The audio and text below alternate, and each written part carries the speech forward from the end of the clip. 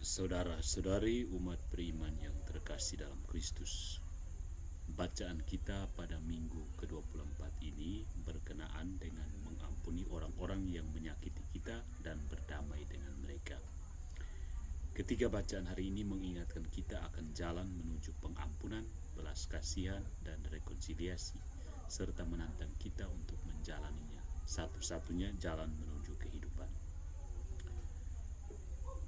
Sirak dalam bacaan pertama mengingatkan para pendengarnya bahwa jika mereka tidak menyembuhkan dan mengampuni serta menunjukkan belas kasihan, mereka tidak dapat berharap untuk menerima belas kasihan dari Tuhan sebagai balasannya.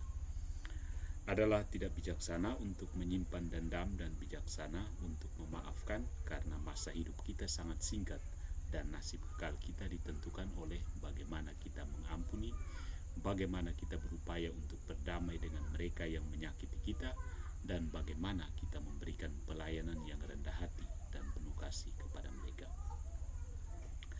Dalam Mazmur hari ini, Mazmur 103, pemazmur menyanyikan, Tuhan itu pengasih dan penyayang, panjang sabar dan besar kasih setianya.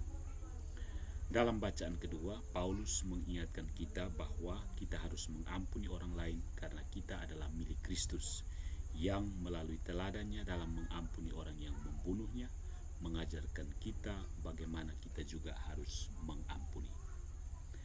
Karena kita manusia berhubungan satu sama lain sebagai saudara dan saudari Yesus, kita berada dalam keluarga Allah, maka kebencian dan kepahitan terhadap siapapun hendaknya tidak mendapat tempat di hati kita. Dalam Injil hari ini, melalui perumpamaan dua orang yang berhutang, Yesus mengajarkan kita bahwa tidak boleh ada batasan dalam pengampunan kita dan tidak ada syarat yang melekat pada rekonsiliasi kita. Kita mewakili orang yang berhutang lebih besar dalam perumpamaan ini karena kita melakukan dosa setiap hari, dan oleh karena itu kita membutuhkan pengampunan Tuhan setiap hari. Tapi kita harus memaafkan agar bisa dimaafkan. Yesus menjelaskan setelah mengajarkan kita doa Bapa kami, sebab jika kamu mengampuni kesalahan orang, maka Bapa surgawimu juga akan mengampuni kamu. Kita perlu memaafkan, melupakan, dan berdamai, mengingat kekekalan dan mengingat singkatnya umur hidup kita. Memendam dendam lama tidak ada gunanya. Pengampunan yang kita tawarkan kepada orang lain adalah kondisi yang sangat diperlukan, yang membuka hati kita untuk mencintai dan memungkinkan kita menerima pengampunan Tuhan dan berdoa dengan penuh makna. Ampunilah kami atas pelanggaran kami, seperti kami mengampuni mereka yang bersalah terhadap kami. Apa yang Tuhan harapkan dari kita, Dia tawarkan kepada kita rahmat untuk dicapai dalam diri kita, pengampunannya yang tak terbatas, dan kesediaan untuk mengabaikan kesalahan dan terus mencintai bahkan ketika menghadapi hinaan. Kita mungkin tidak akan pernah melupakan kepedihan yang kita alami, namun kita bisa dengan rahmat-Nya yang tiada henti memilih untuk mengampuni dan mendoakan orang yang melakukan kesalahan.